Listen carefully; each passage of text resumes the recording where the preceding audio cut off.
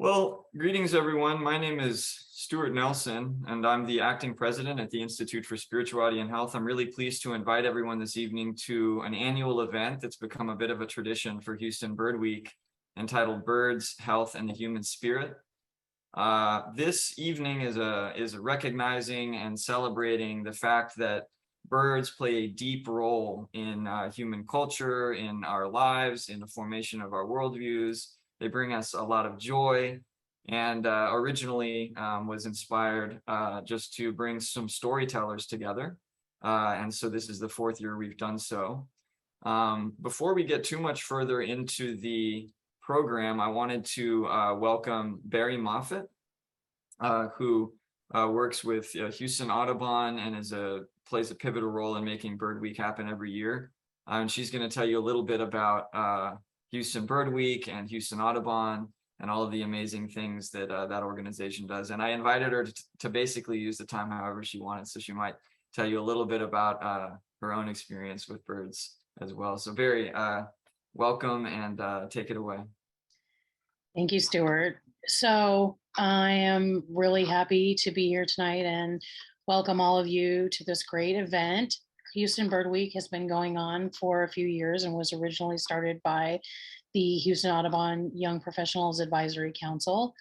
And it has just really become a great way for people to connect around nature and land and birds all over the Houston area and the Upper Texas coast. And so it's really cool that we get to hear firsthand tonight some stories from people about, the way that they are connecting and finding their own personal stories with wildlife and birds. For anybody who doesn't know, Houston Audubon is a conservation organization that has been in Houston for over 50 years. And we operate 17 sanctuaries comprised of over 4,000 acres of property all over the Upper Texas coast region. And so we participate in, a variety of activities from, coastal birding to native plant propagation and sales and restoration projects, north in the woodlands area, south on the coast, and then of course all over the Houston metropolitan area. And I don't have a really specific story like Stuart asked us to have, but kind of my personal trajectory is I was really raised as a wilderness child. My parents were kind of hippies, and I was always out in nature with my family. My grandparents were members of the Sierra Club and Audubon and everything. And I guess, as I got older and started to reach adulthood, I kind of, was also part of the, computer generation, and kind of maybe wasn't as connected with nature in the middle of my life as I was at the beginning. And after a few years of working in, office buildings, I came back to the realization that my ideal job and the thing that really made me feel best about myself every single day was, participating in conservation and helping people connect with wildlife, nature, birds, and helping kind of build those community connections back to nature and help us all kind of reconnect with that part of ourselves that I think most of us had a deeper connection to probably when we were kids. So, and so I'm really happy to be here. I find my work really with Houston Audubon really fulfilling. I love to work with the plants in the nursery and, get to teach people about how those plants support wildlife and birds. And then I get to also take people on birding trips and teach them all about the beautiful migrants and local birds that we have here. Thank you so much, Barry. You personally, I know you're touching a lot of lives in your educational work and your conservation work. I know from a personal experience that you do amazing work, and also just a deep debt of gratitude to Houston Audubon in general for putting on Houston Bird Week and being willing to collaborate with organizations like the Institute for Spirituality and Health. The mission of the Institute for Spirituality and Health at the Texas Medical Center is to enhance well-being by exploring the relationship between spirituality and health. We engage in a wide range of educational programs, direct service initiatives, as well as research initiatives at this interface. Health means something different to everybody, and so does spirituality. But I think that by putting our creative hat on, we can find many, many links between these two domains of life that are often kept separate. So the Institute serves as a meeting ground and a bridge builder at that interface and connection. You can learn more about the Institute at spiritualityandhealth.org. We run a number of weekly support groups and all kinds of public events, workshops, and seminars like this one that hopefully you'll find interesting. I wanted to begin this evening by talking a little bit more about the inspiration behind this event. At the Institute, we often say that spirituality is our innate ability to connect. It's our ability to connect with other people. It's our ability to connect with the transcendent mystery, something greater than ourselves. Many people call God, others might just say the universe, the mysteries of the natural world. It's our ability to connect with the deepest parts of ourselves. And it's also, and most relevantly for this program, it's our ability to connect with the natural world. It's our ability to connect with the environment and the creatures of our environment. So this relational definition for spirituality hinges upon the ways that we connect with what's around us. My own experience with the natural world has been the most profound of my life. Ever since I was a wee child, I remember being interested in the texture of leaves, in the fur of animals, in plumage of birds. I have a very powerful experience as a young child with a common hill myna when I was living in Indonesia growing up, and remember talking to the myna bird and singing the Indonesian national anthem with the myna bird. And relating in that way to the natural world and learning about the natural world. So on a personal level, I've experienced the meaning and the sacredness that can be found and is present in the natural world.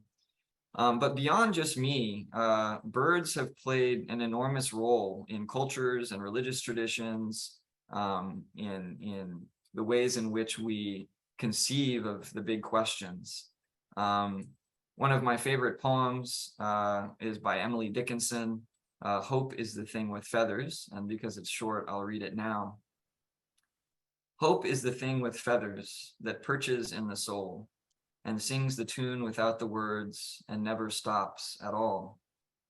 And sweetest in the gale is heard, and sore must be the storm that could abash the little bird that kept so many warm. I've heard it in the chillest land and on the strangest sea, yet never in extremity it asked a crumb of me. This beautiful poem, written in 1891, speaks to the fragility of the natural world and the human condition, and also the power of the natural world and the human condition. Birds have served as a source of inspiration, a metaphorical touch point for abstract ideas, ones that are hard to articulate across cultures and times. Whether it's the Garuda in Indonesian folklore, or the thunderbird in American indigenous cultures, Noah's white dove in Christian traditions, and on and on and on. We find bird symbolism across cultures and times. Birds are really significant. They're powerful messengers, and it's important to recognize them as such. I've also been inspired to do these types of programs by conversing with others. I'm sure you all have an experience of a bird showing up in life and bringing some kind of message. A common one that I hear all the time is cardinals appearing after loved ones have died. Somebody's favorite bird that appears at just the right time when they needed a little pick-me-up during a tough time in life. People draw upon the natural world in times of crisis. They immerse themselves in nature when they're feeling low, when they need to disconnect. We've seen that during the pandemic. National park use has increased, public park use has increased. People thirst for nature and that connection when times get tough. And so this is another dimension of birds' health and the human spirit that you might see show up in some of the stories we hear tonight. Finally, another point of inspiration comes from a more academic mindset, and that's that in my doctoral work, I'm focusing some of my research on nature contact and the power of experiences in nature to affect positive transformational change in people's lives. And there is a really clear line of research that shows how powerful nature can be in order to change people's mindsets about conservation, about feeling connected to a wider purpose. And those are other themes that I think you'll be exposed to this evening in some of our stories. So this is a big soup. This is a big soup of significance and meaning. And what better way to celebrate that during Bird Week? Birds have been really important in my life as symbols and signs of connection to the land and to my family. My spark bird was a blue grosbeak in the deserts of New Mexico, birding with my grandfather, who ranched the land for decades and decades and wanted to bring me to this arid landscape that he had spent so much time ranching. And just when I was thinking the landscape was so kind of desolate and very beautiful, a brilliant blue bird came and landed on a cactus. And I thought, oh my gosh, how gorgeous is that? And how could such a being survive in such a harsh landscape and environment? And from then on, the love of birds continued and increased. These photos are ones I took in northern New Mexico with my family. It's 3 different subspecies of dark-eyed juncos that were all feeding at the same watering hole. And to watch my family be inspired during this moment as I was at the possibilities of plumage and at the quirky and somewhat mischievous behavior of these juncos as they were feeding was really a delight. Birds are inspiring, and they help us to connect to our stories and to the land that we're from. Another theme that I think is really relevant in my own experience with birds is the theme of resilience. This is a purple sandpiper in coastal Maine earlier this year in January. And I learned after taking this series of photos that purple sandpipers breed farther north, or they winter further north than any other shorebird. And they're wee little birds, and they look, I guess, stout for a shorebird, but relatively speaking, they're pretty delicate creatures, and yet they're able to brave the elements. You can see some of the frost on the kelp behind, and flying far offshore to feed. They're amazing creatures, and they have a lot to teach us about resilience. Another note on resilience is observing the incredible biodiversity in the Houston area, even though we're experiencing rapid industrialization and urban development and a growth in our urban population. We still see whispers of our incredible biodiversity, and I think that we're going to hear about how some of that biodiversity has changed, and some efforts to rehabilitate the land a little bit later in the program. Birds are also a source of mystery. This is a photo of a Steller sea eagle that was taken by me earlier on the same trip as the purple sandpiper. Actually, it's not the greatest photo, but this bird was an incredibly mysterious happening in the world of birds, breeding in northern Japan and summering in Siberia. This female Steller sea eagle somehow found her way to the Atlantic coast, where she's been residing for the last 18 months or so. Why she's there, if there's any reason she's there, we don't know. And I think that the power birds to inspire mystery and to generate questions about the rhythms of life and the rhythms of the earth is really amazing. And it certainly has been an inspiration to me and hundreds of others who have made the journey to see her. This is a Wilson's plover on Bolivar Flats. I chose this image to represent transmission of knowledge.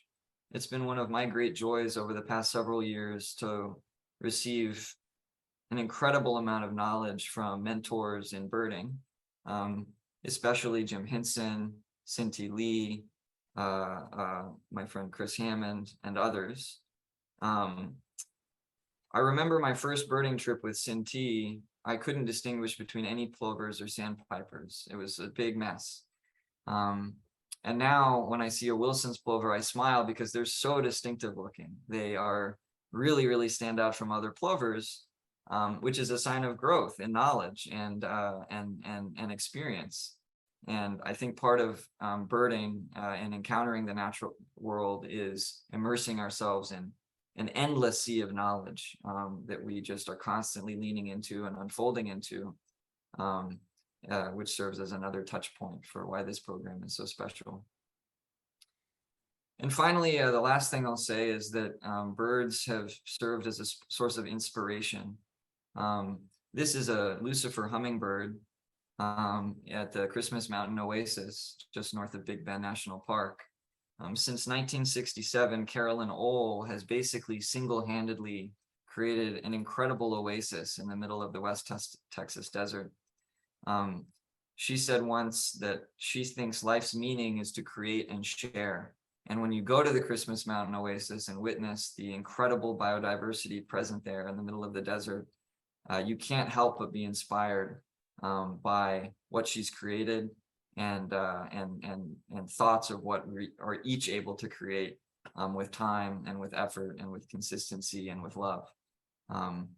So birds have been a very significant part of my life. These are some small kind of vignettes of my life in birds. And I hope it sets the stage well for the themes that we'll hear from here. Without further ado, I'd like to introduce our first storyteller, Royce Daniels. Royce is a semi-native Houstonian who graduated with a BS in Fisheries and Wildlife Management from The Ohio State University. His career has taken him to New York, Oregon, and Hawaii before he came back to work as an environmental field tech for Harris County Engineering Department. Royce is a gem of the Houston Audubon Young Professionals Advisory Council, serves as a social chair, and is just an all-around good guy. I'll stop sharing and allow Royce to go ahead and share with us what he has to share. Thank you for the introduction, Stuart. Yeah, so I've been interested in birds my entire life, and I actually have a whole bunch of photos to share. I don't know, how can I share my screen, Stuart? Oh, you should see that option now. Okay, so this is actually a picture of me in 1996 at Edith. Royce, we can't, I'm not sure we can see you yet. You gotta. Oh, sorry. There you go. Now you can. All right, there you go. Yeah, this is actually a picture of me in 1996 at Edith Elmore. So I've been around for a while. Yeah, this was like my sister's 4th birthday party. And then I've also been interested in birds for a long time. It's a picture of me. I don't remember when this was, but if you can't tell, I'm holding a field guide. I used to always be bored, but I was always curious. So, you know, my mom always wanted me to read. So I always got away with reading field guides because they had nice pictures. But yeah, so I had a bird feeder in front of my yard, and that's how I really started to get into birding. I lived in Sugar Land, so it wasn't as developed as it is now. So I ended up seeing quite a few species just at the bird feeder. But right before high school, I moved to Ohio, and I really kind of stopped birding. Um, but we moved to a town called Milford, Ohio, and we have 5 acres. So I really, I really got more immersed into nature just by having 5 acres that I could just do what I wanted to. I had always lived in the city or the suburbs before, so that was a good experience for me. I actually got to share my screen. I used to love drawing birds when I was a kid. Oh, let me see. I gotta not as polished as Stuart.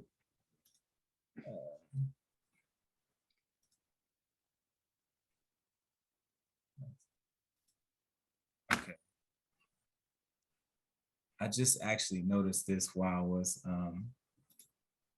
sitting here, but I don't know if it's blurred out, but I have a picture that I drew while I was younger, but it's fine.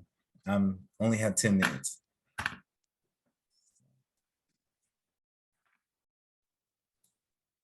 Okay. Anyways, back to the slideshow. Uh, I had kind of a bad experience when I moved to Ohio with birding. Somebody kind of put me on the spot, and I lost my confidence in that I was actually a good birder. So I kind of just hung it up. I didn't really feel like I knew what I was doing. So it's like, why do it? Plus, I also in the high school, I was trying to be a little more cool and fit in, and I didn't really think that birding was the thing to do. So I didn't really pick it up again until I went to the Ohio State University.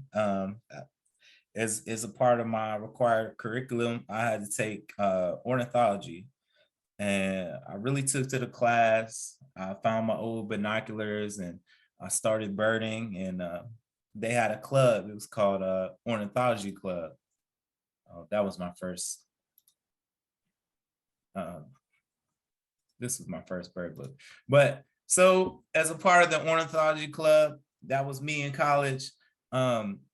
We always traveled. We went to, this picture was taken on Lake Michigan. We went to Lake Erie multiple years for the biggest week in American birding. And, I started to feel really confident that I actually knew what I was doing. And it was something I enjoyed so much that I started going on all the trips.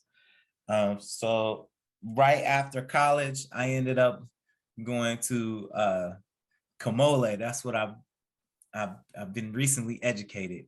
At the time I went, they called it Laysan Island, in the same place that Anna went to. But that kind of set my career on a track for on the bird path. So I ended up, I went to go study these guys, Laysan Albatross. I was only there for a month before I ended up going to the Big Island, which from the Big Island, I ended up going back to Texas. And yeah, that was me. I was working for the county doing West Nile surveillance. I spent a lot of time banding birds throughout the city. And also this mist netting job, it really brought me closer to Houston because I went everywhere, and I went to the parks everywhere. So I started to know the city better than I ever did before. And like still to this day, I feel like I have a greater connection than most people. But yeah, I just have sparse notes.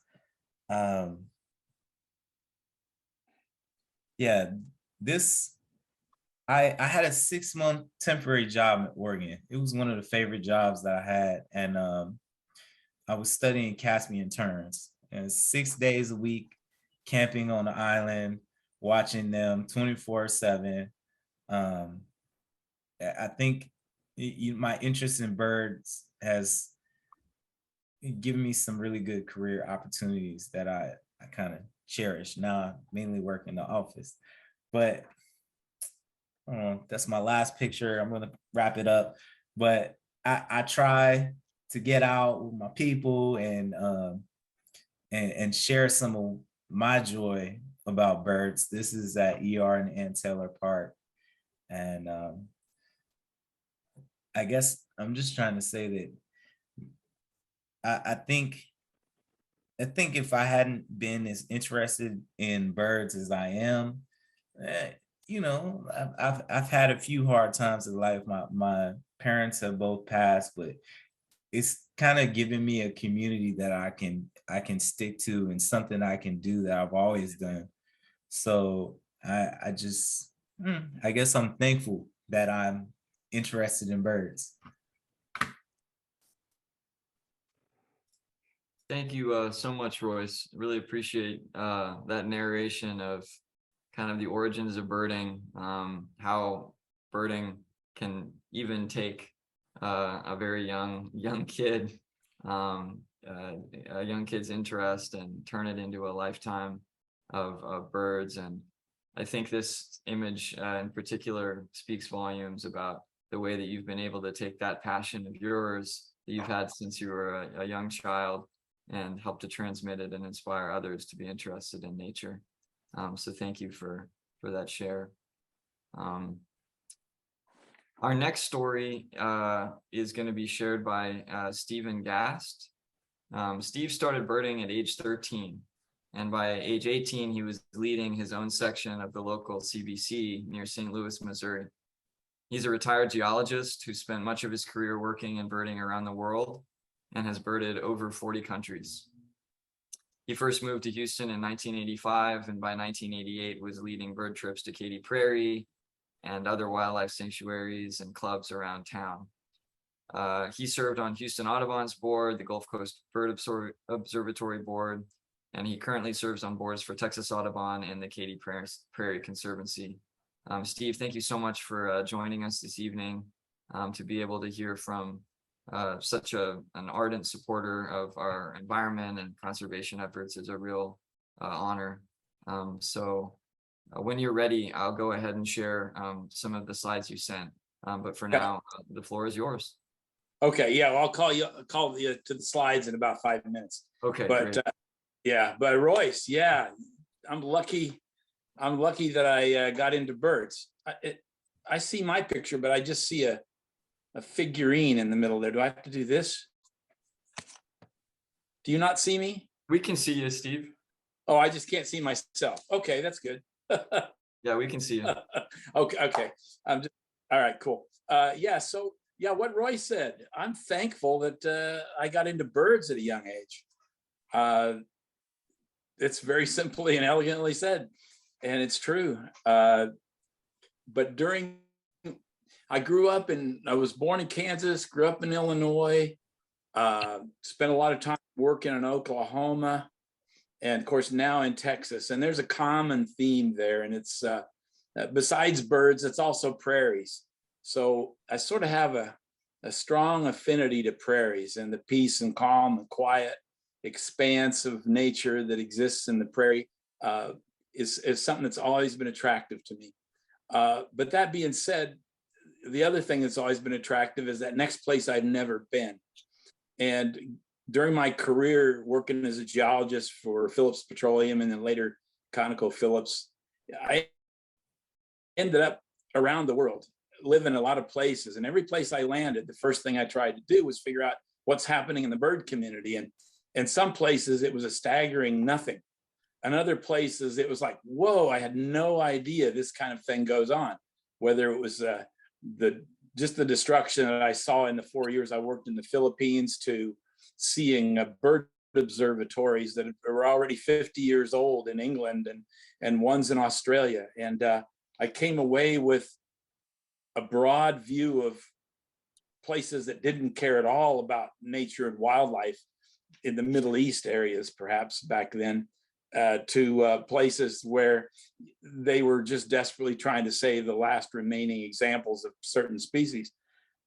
The other thing I've noticed around the world is in birding and going on bird tours is how many small areas that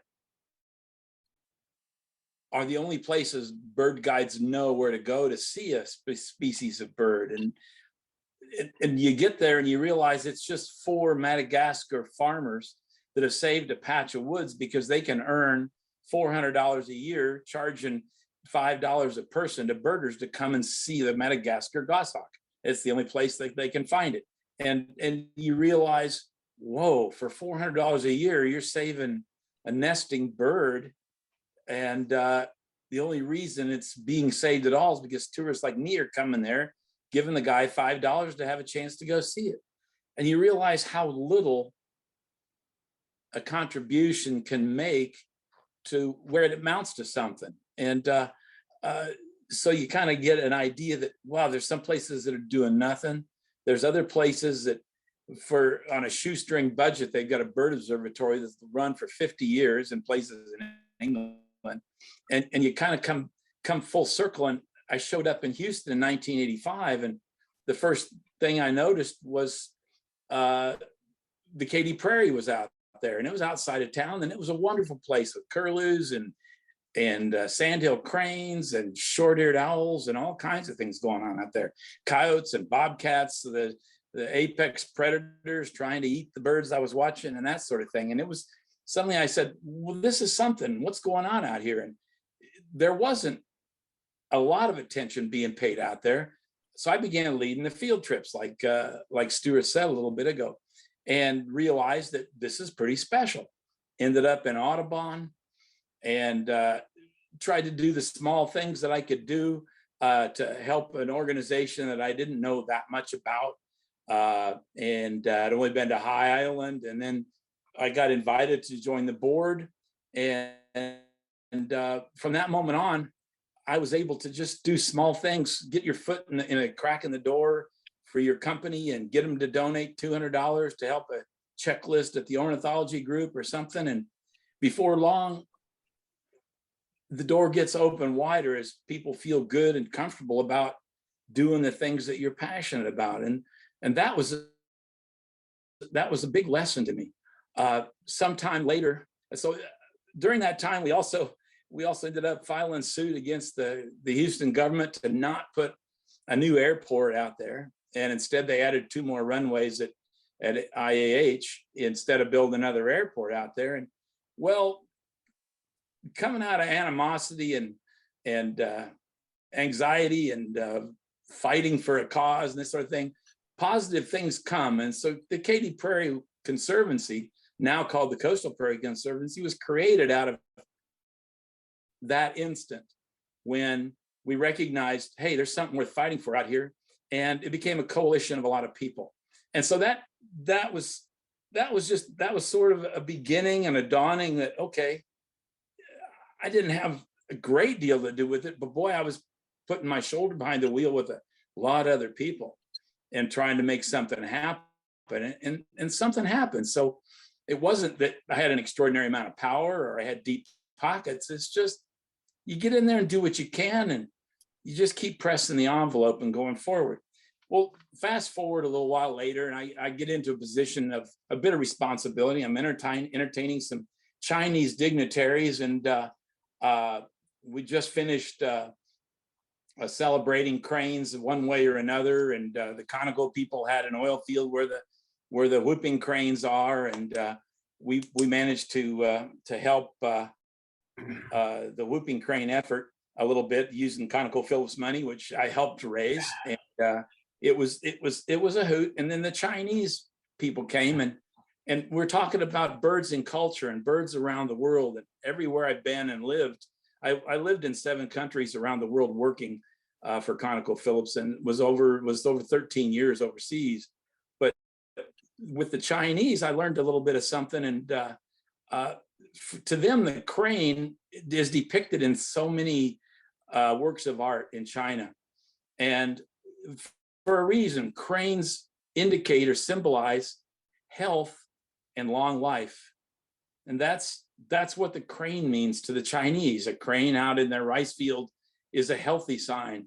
And having a crane as your companion indicates health and well-being of where you are and in what you're doing with the landscape. And that to me was a wonderful concept. And so you can So my love with Katy Perry happened for a lot of things. I want to show you a series of pictures now, and you can throw the first one up there for me, please, Stuart. And we spoke of the long-billed curlew. Well, it turns out that our long-billed curlews come every year to the Katy Prairie, and it turns out we have a very sizable portion of the Great Plains population. Maybe as much as 5% show up every year in the Katy Prairie general area. And I've seen roosts in excess of 1,500 birds out there. And every winter, from January through March, these birds mass out there. Okay, they're spread out across the landscape to feed, but every night they all get together. They socialize in groups, in large groups, many times on Katy Prairie properties, and then they go for an evening roost at a place they feel safe. And I've discovered where that roost is. It's changed over the years. It was on Katy Prairie property. The last 2 years it's been off of the property, but they still use the property heavily. And so I didn't realize that perhaps doing what we did back in Audubon back in 1992 to fight an airport would have significance for this bird. Next slide, please. So during the drought, as Katy Prairie properties every winter maybe host 15, 20 of these hawks. This is the harrier, the northern harrier, used to be called a marsh hawk. And during the drought years, there was no food out to the west. Marsh harriers came to the Katy Prairie in droves. We found a roost where there were 70 of these birds came in every night from 360 degrees. And they came in, they spent their night on Katy Prairie property, hunting in West Harris and Waller, but they found safety in numbers and they found a place to sleep every night on Katy Prairie grasslands. This was astounding. This was a big shock to me. This was just back in 2013. Next slide, please. So, but I was talking about cranes, and so we've always known cranes have been out there. You can drive down the highway and get pretty close to them before they fly away. Get out of the car and they're gone. But they'll watch you inside the blind of a vehicle, which is how I got this photo. But back in 2012, 2013, I began to be curious about what are these cranes doing, and turns out they show up in big numbers every winter out there. And the other thing is, well, where do they sleep at night? Next slide.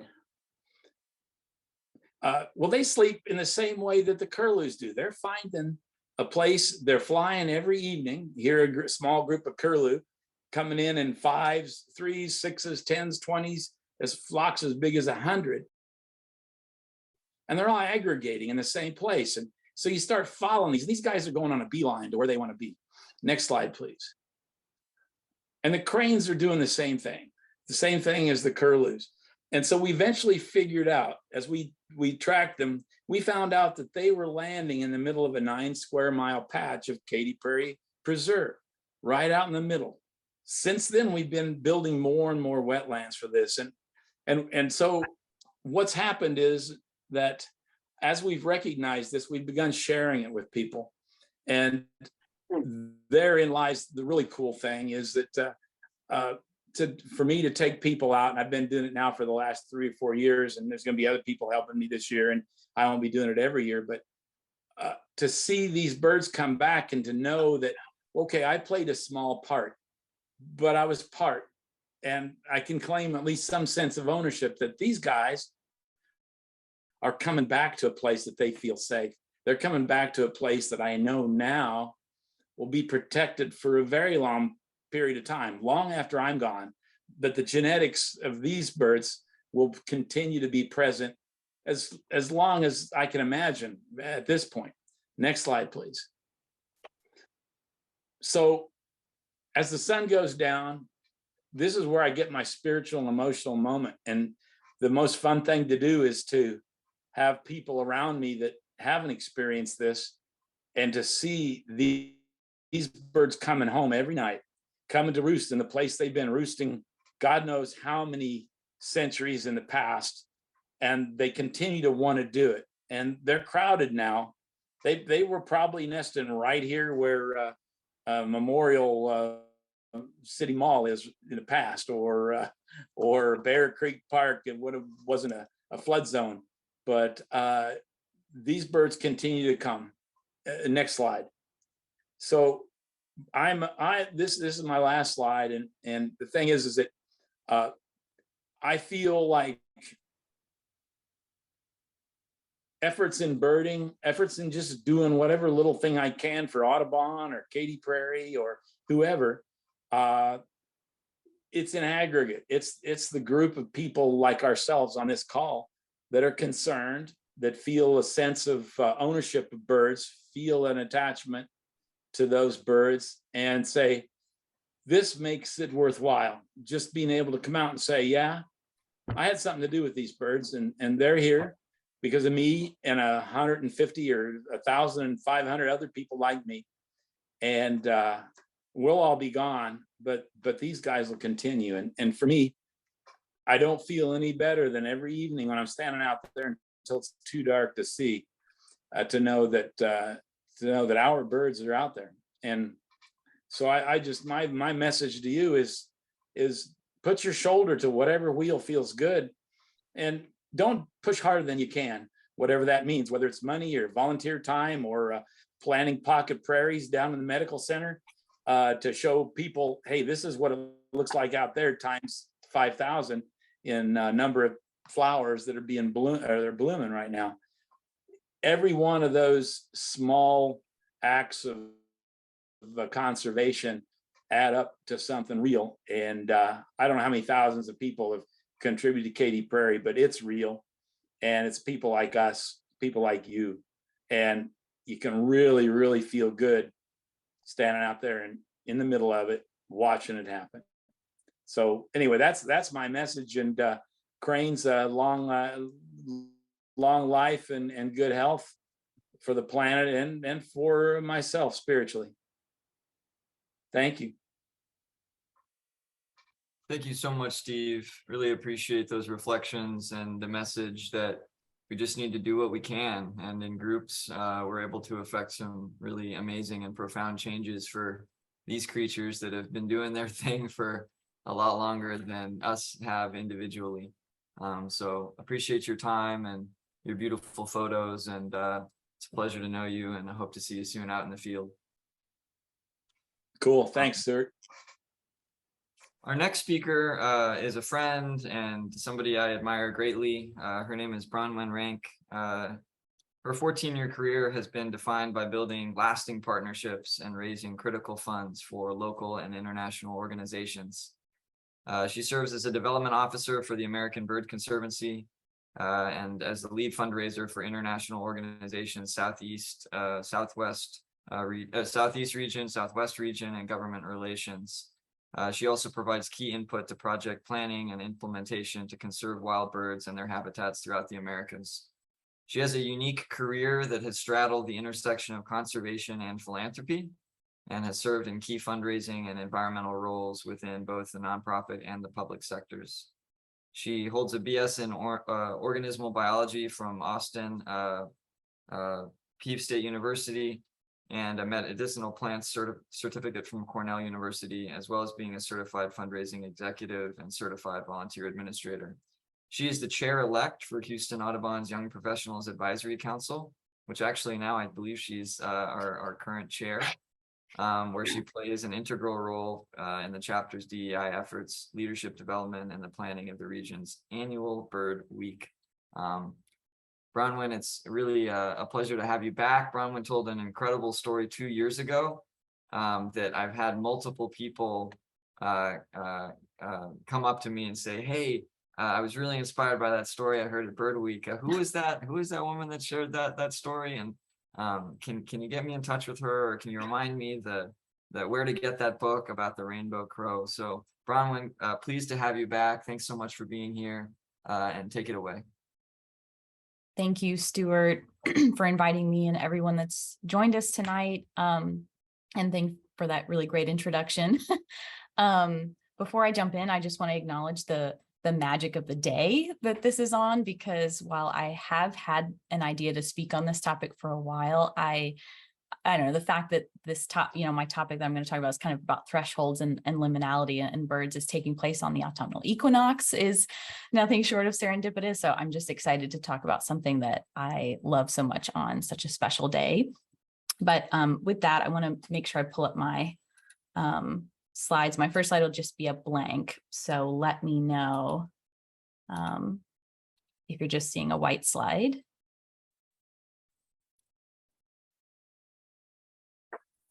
That a thumbs up? Yes, thumbs up. Okay, great. White Perfect. blank slide. That's All right. right, good.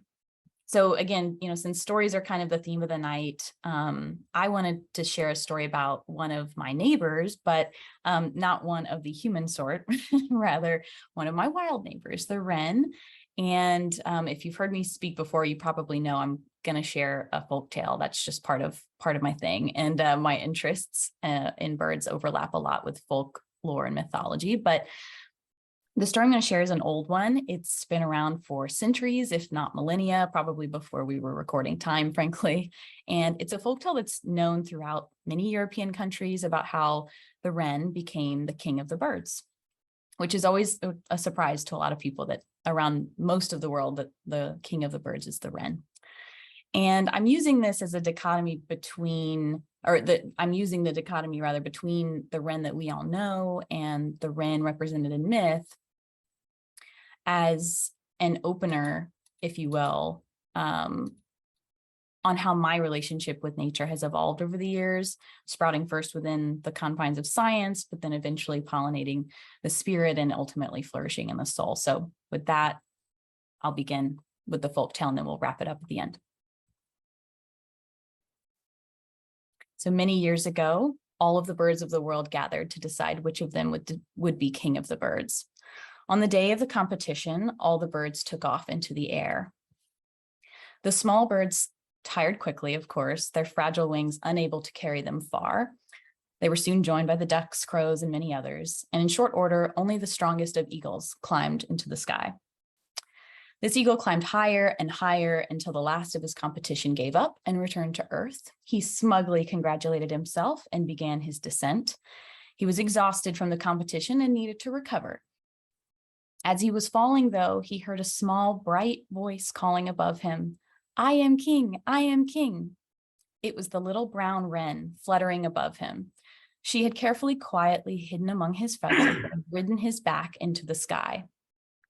The eagle was furious, but he was too exhausted from the competition to fly any higher. When the wren landed, the small birds cried in joy and surprise.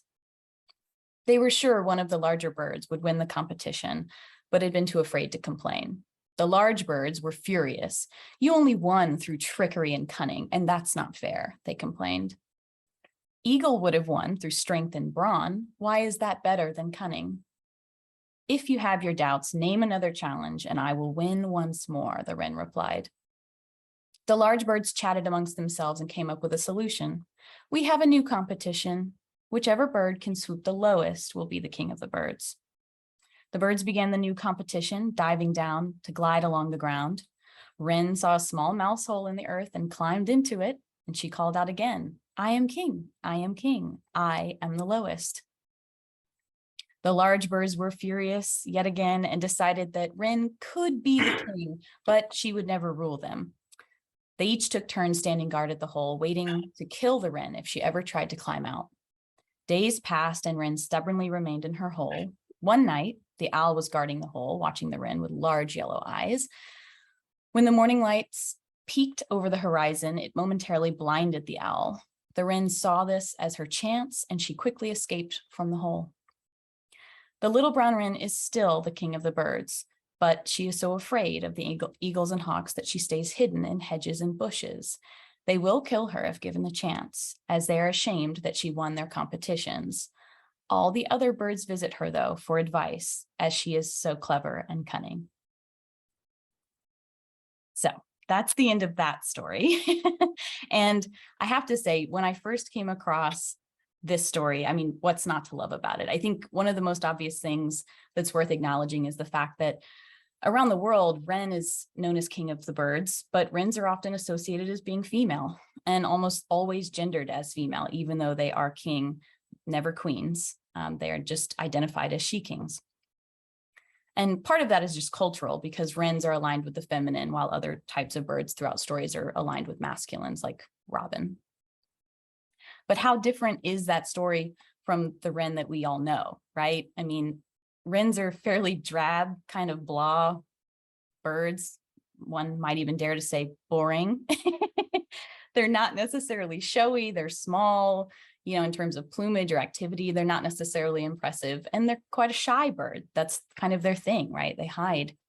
And I come from the world of science, right? I have a degree, like Stuart was saying, in organismal biology. I have a certificate from Cornell in medicinal plants. I've spent most of my career serving in wildlife expert capacities, and I'm truly a naturalist to the core in my personal, professional, and academic lives. And the world of science tells us a lot of things about wrens, right? They belong to the Troglodytidae family. They can live up to 7 years in the wild. They survive on a predominantly insectivorous diet. They can raise 1 to 3 clutches per year. They're not strong flyers, so they exhibit ground foraging behavior, right? We know all of these things. And in some ways, we've kind of defined this and many other birds to death, saddling their hollow frames with the weight of our data. And in the process, I would argue, inoculating their magic, myth, and lore. And what mighty lore this small bird possesses. The wren has always been a king, as its name in many European languages indicate. I've shared a bunch on screen, but obviously I only speak 1 or 2 of these, so I'm not going to try and pronounce them all. But almost all of these languages, the words are synonymous with little king, little czar, little prince, king of the hedge, winter king, and these are all over Europe, from very different language families, mind you. But particularly in Celtic culture, the wren symbolized wisdom and divinity. It's difficult to actually see a wren. At New Year, it's said that, an apprentice druid would go out into the countryside in search of hidden wisdom. If they found a wren, they would take that as a sign that they would be blessed with inner knowledge in the coming year. And finding a creature so small and elusive to the point of invisibility was clearly a metaphor for finding elusive divinity within all life. So you can imagine my surprise, and I'll admit dismay, at discovering a near deity level reverence for an animal that I thought I knew. And in truth, the wren is really just one example in a menagerie of stories that illuminated just how little I really knew about the natural world, which is a world I claim to know and love. And that's really where my story begins. I opened this evening wanting to share a story about my neighbor, the wren. And all that sits between me and my neighbor, the regal wren, is a wooden fence. But in time, I've come to recognize its inherent liminality. And to that end, I want to share a woman named Natalie Rousseau's definition of the word liminal from the Latin root limen, meaning threshold or sill. The word represents a time and space where we stand between 2 worlds or ways of seeing. To be in a liminal space is to be in time, where often one way of being is breaking down and yet another way has yet to take form. And in an experience I can only describe as a sort of severance, it's as if when my foot reaches that wooden threshold that is the fence between our worlds, between my house and the park nearby, everything I've ever known on that side of the fence evaporates. And to quote both a song and a book at the same time, and I'm happy to share the sources after the talk, it's as if I've rinsed my ears clean of human chatter and my mind of human matter, so that nothing has a name, not in Latin, not in English, not in any known language. And when I enter her world, it's as if the wren and I have traded places. I, now speechless, furtively flit from thicket to thicket and hope to hold court with Her Majesty for her sacred guidance, because she is the one who is so clever and cunning. Thank you.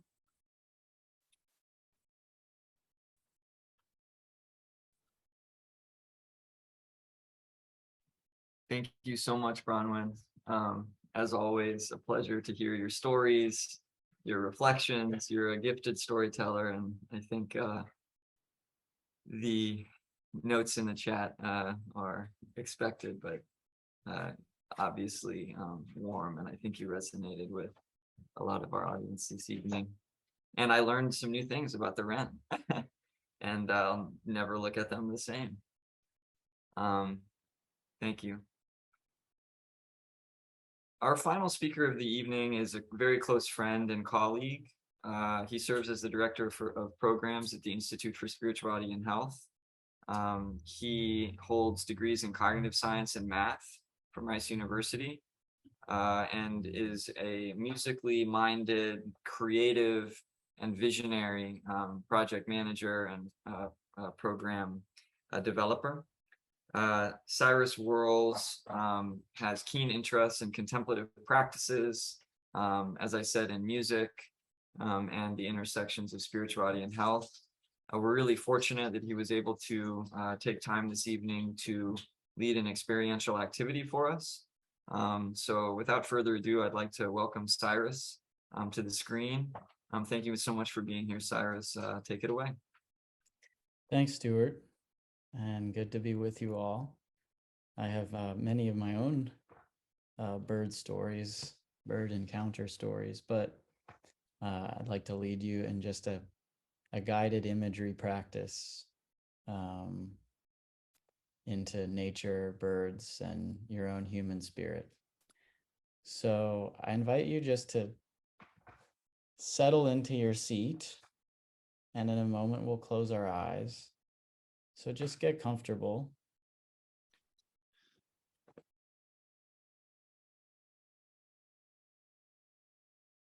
And when you're ready, you can allow your eyes to close.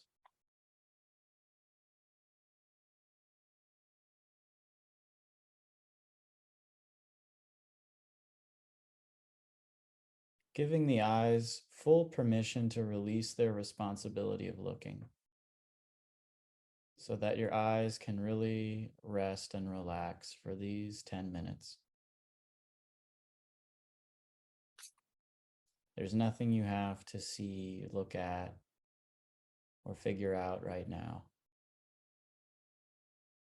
Just allow your eyes to soften and rest.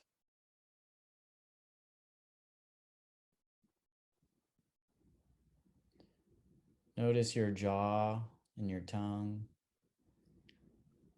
And give your jaw and tongue permission to release their responsibility of speaking and communicating with facial expressions. Feel that restless energy in the jaw and tongue, and give them full permission to just soften and relax.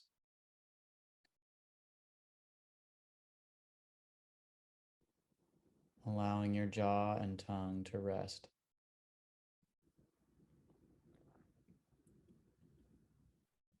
Notice your shoulders, and give your shoulders and arms and hands full permission to release their responsibility of carrying and holding, so that your shoulders, arms, and hands can rest and relax.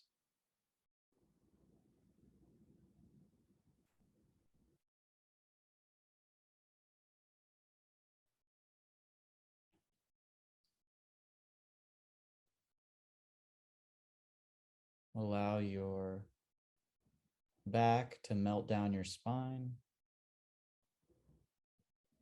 Allow your hips to really soften and relax into your seat. Allow your legs and feet to soften and relax into the floor beneath you.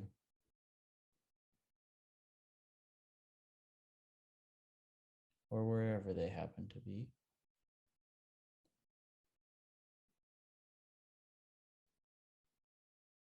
Now experience yourself as a boulder in a forest.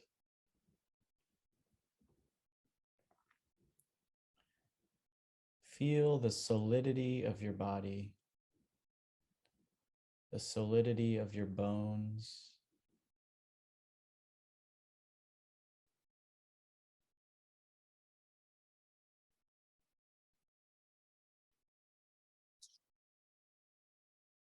Feel your weight and the gravity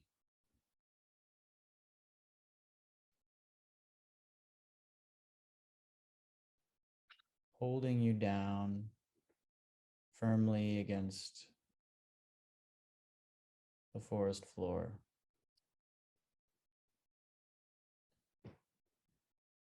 Feel your own earthy solidity.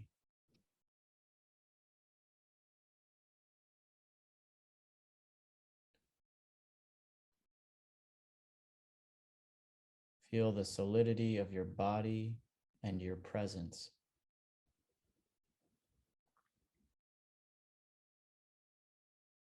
Like a boulder in the forest. And on the next exhale, say to yourself silently, I am.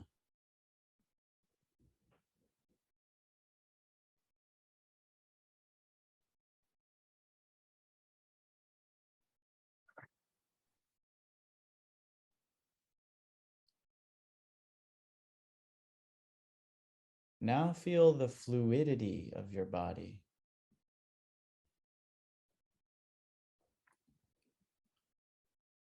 The blood coursing through your veins and capillaries.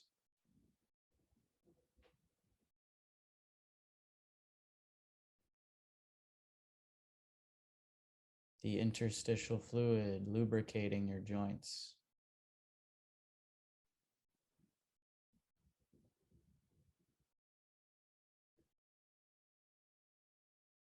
Your body 70% water. Feel this fluidity, like the stream flowing through the forest.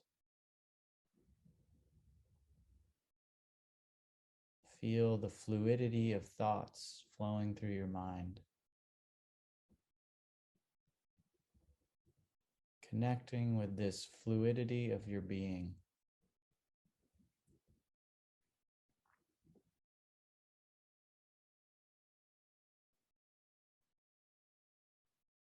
Like a stream flowing through the wood.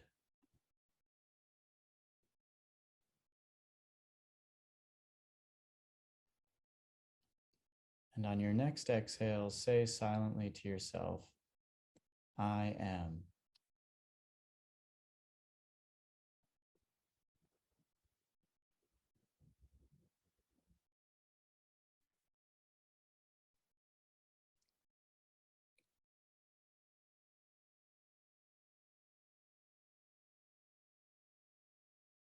Now feel your own inner warmth.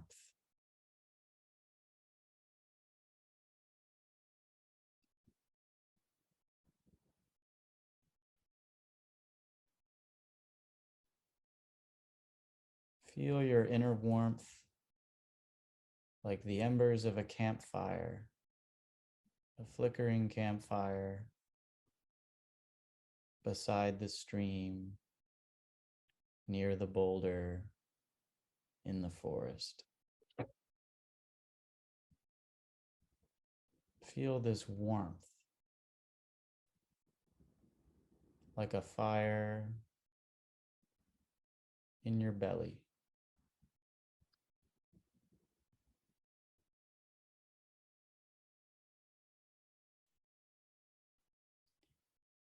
Feel the flickering of the flames, like the flickering of thoughts and emotions in your mind and heart. This warm, flickering fire.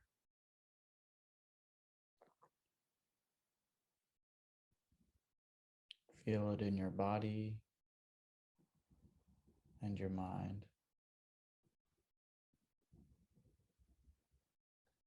On your next exhale, silently say to yourself, I am.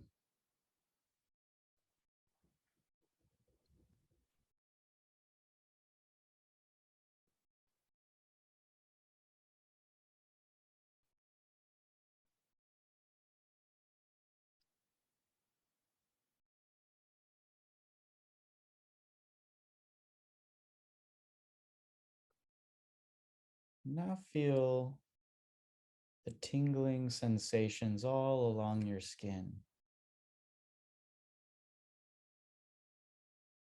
All of the sensitivity of your nervous system.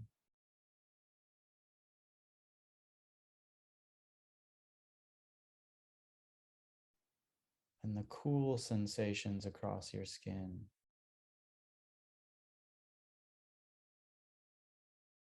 Balancing the internal warmth.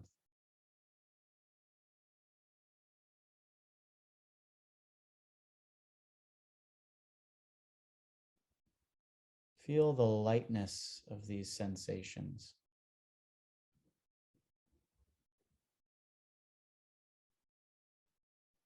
Like the breeze, the gentle breeze flowing through the forest.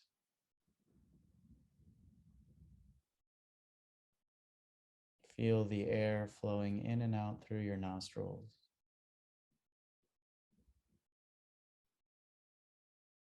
And these delicate, light sensations like the breeze flowing through the leaves of the forest.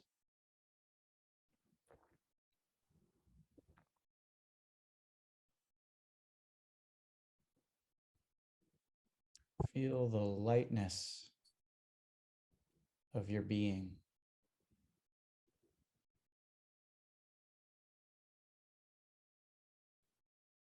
The lightness of your breath.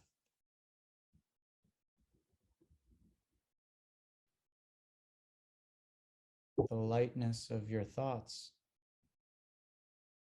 as they flow like the breeze through your mind.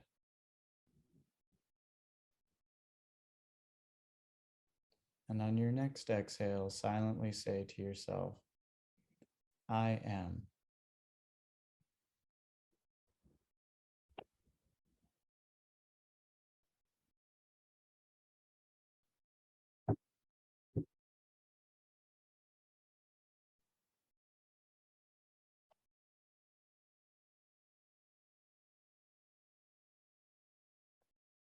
Now feel the spaciousness of the forest.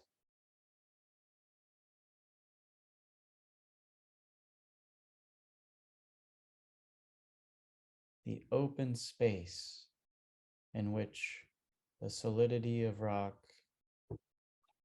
the fluidity of the stream, the warmth of the fire,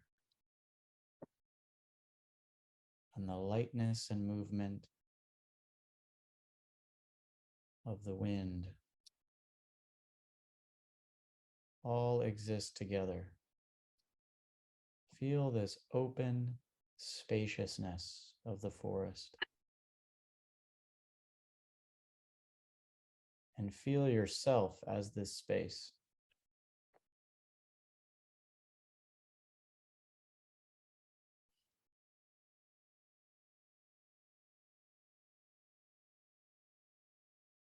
Feel the boundary between what is inside of you and what surrounds you. Feel that barrier become porous, ventilating. Merge with this open space of your being.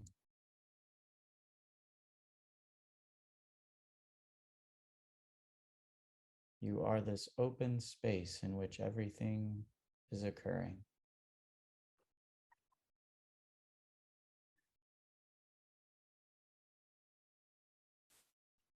And on your next exhale, silently say to yourself, I am.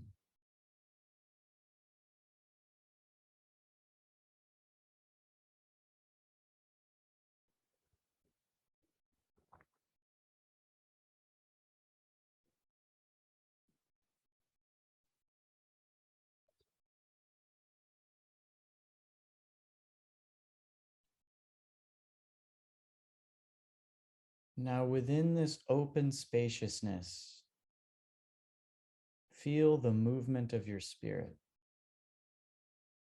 There is an aliveness in the space. Feel those energies that swirl within your being, within this open space. Those indescribable yearnings that move and dance, that feel alive.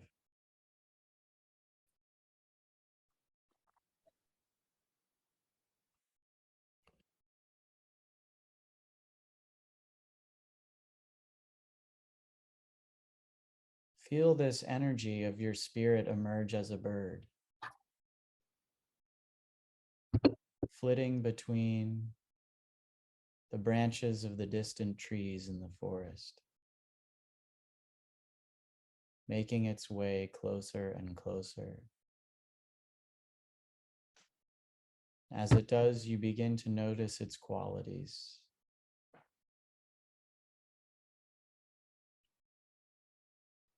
It could be a bird species you know, or it could be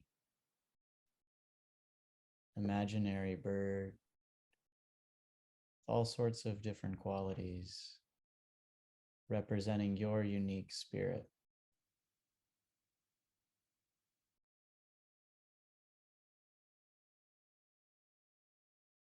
Notice the way it flies, its color, its size, its shape.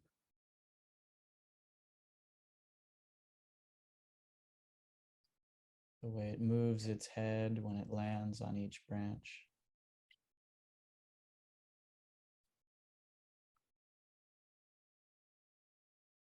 Observe it as it draws nearer and nearer until it alights on a branch very near you.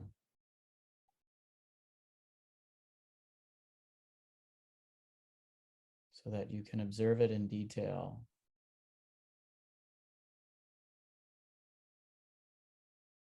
Recognize it as your spirit.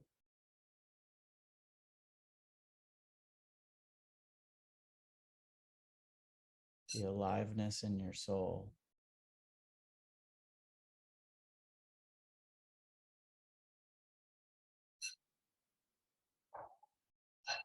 That vitality at the center of your being. And allow it to pause on the branch and make direct eye contact with it, looking into the eyes of your own spirit.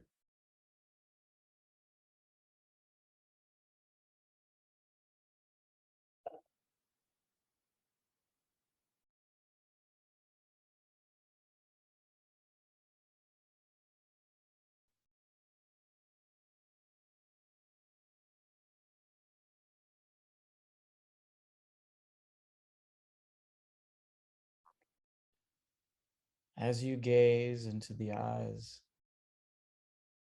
of your spirit bird, feel yourself drawing closer and closer and closer until you and the bird are one. It is you perched on the branch.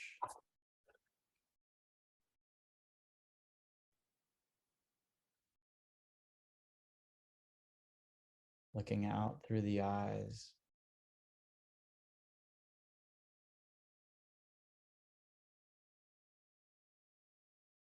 The ground beneath you.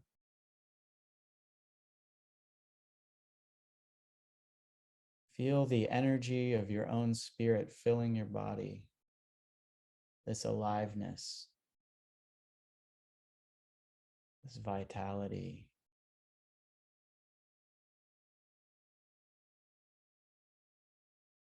Feel the yearnings of your spirit surging forth. The yearning to be free.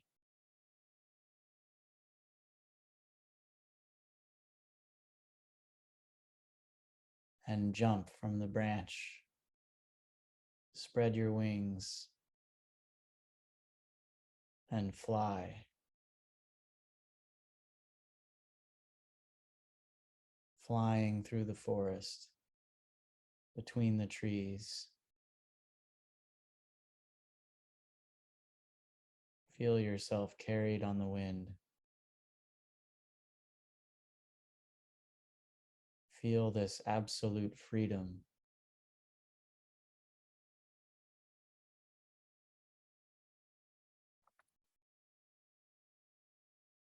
Ground zipping by beneath you, zooming between the branches, sky overhead, breeze flowing over your wings.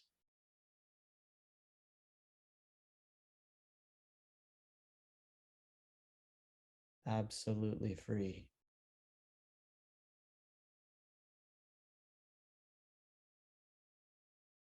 Turning up to the sky, you fly up and up through the canopy, through the very uppermost branches, and alighting on the tallest tree in the forest. On the very top, you land and you gaze out at the wide open landscape. Vast open sky above you. Mountains and valley laid out before you.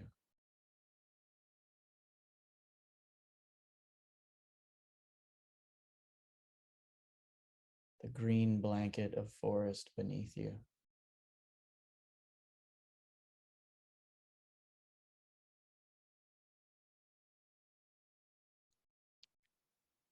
And on your next exhale, say silently to yourself, I am.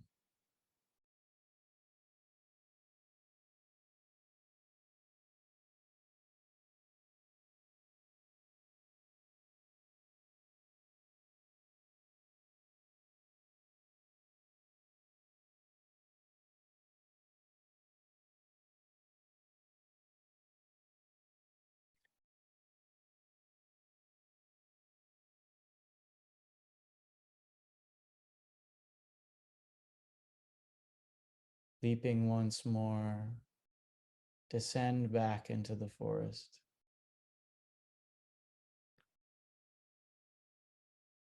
Finding your favorite branch, coming back home to your nest.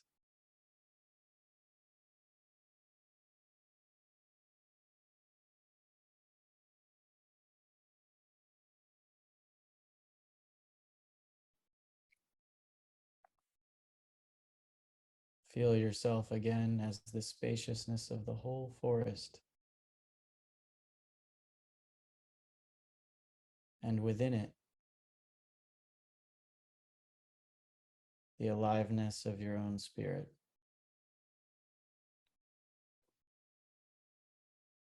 Feel again the breeze and the lightness, the warmth of your inner fire, the fluidity of the stream, and the solidity of the boulder.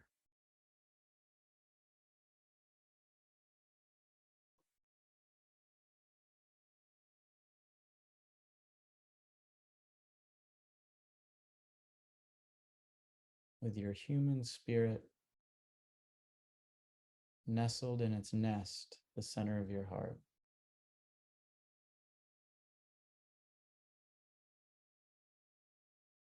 Feel your body here and now, totally alive and at rest. And take a few deep breaths.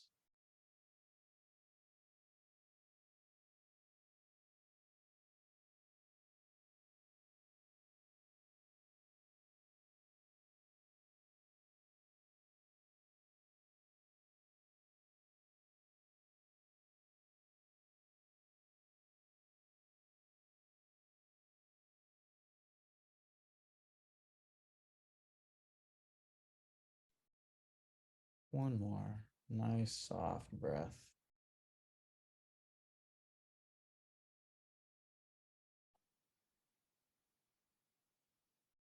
Coming back into your body. wiggling your fingers and toes.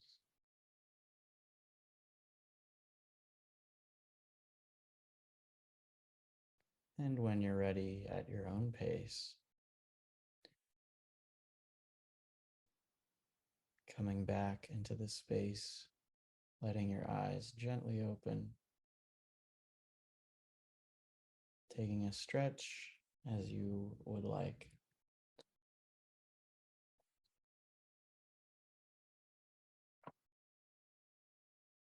End of practice.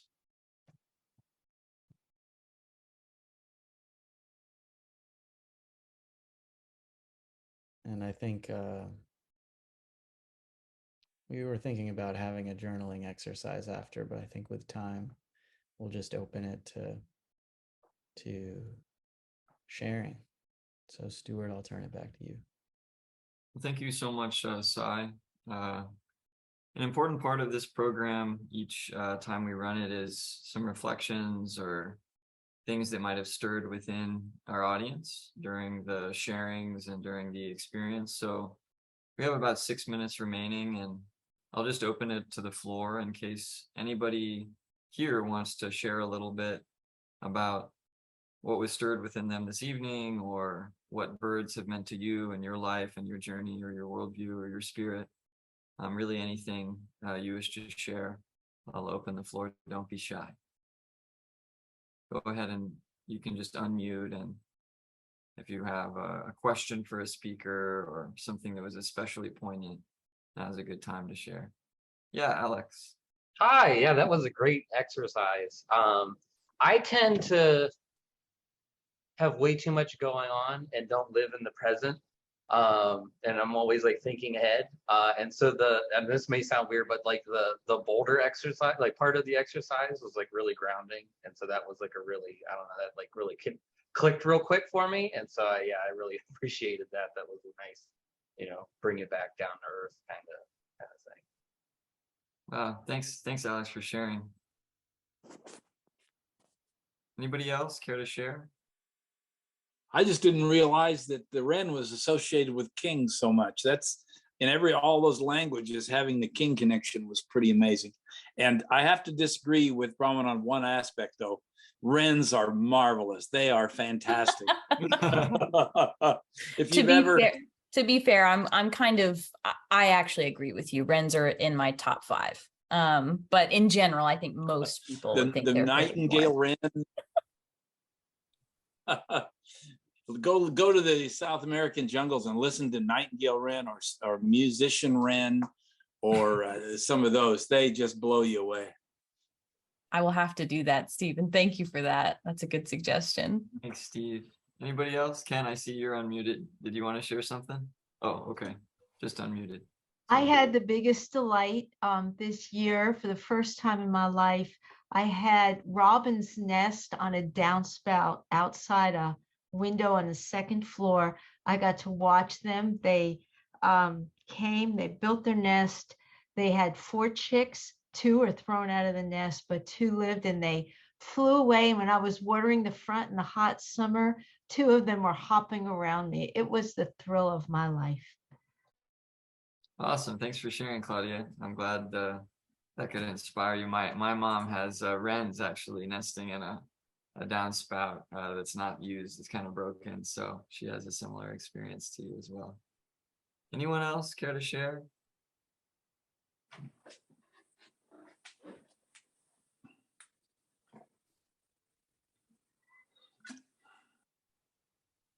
Okay, well, with that, I think we'll conclude our evening together. A special thanks to Cyrus and to Bronwyn and to Steve and to Royce for agreeing to share this evening.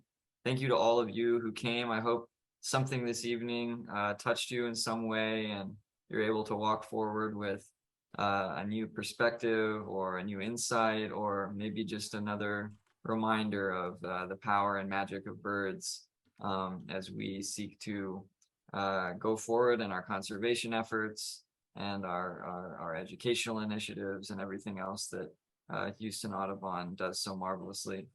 I would like to share that the end of Bird Week is not yet here. We have a few more days of Bird Week, And I really encourage everyone to go onto Houston Audubon's website, to the Bird Week site. Maybe Alex or Bronwyn, while I'm talking, y'all could pop that link in the chat. That would be really helpful. And explore some more of the programs. There's bird walks and there's social get-togethers, there's educational opportunities, there's all kinds of things that you can dive into in Houston Bird Week. So see you out in the field and on the trails. I wish you many blessings and hope to catch you soon. Thanks, everybody. Thank you. Thank you.